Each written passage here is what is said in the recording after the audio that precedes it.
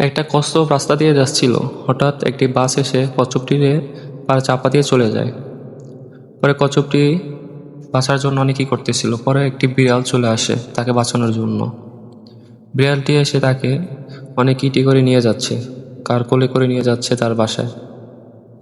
বাসায় নিয়ে সুন্দর করে ব্যান্ডেজ করে তারপর তাকে খাবার খেতে দেয়। খাবার খেয়ে আগুনের পাশে তাকে দিতেছে।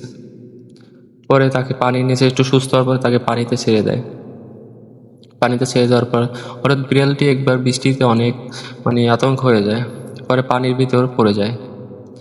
পরে কচ্ছপটি আসবে তার কাছে, তাকে বাঁচাতে আসবে কচ্ছপটি, দেখবেন।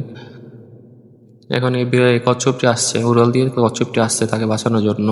কচ্ছপটি তার বিড়ালে এই রূপে নিয়ে চলে যাচ্ছে। এখন নিয়ে ছাড়িয়ে দেবে তাকে, বিড়ালটিকে।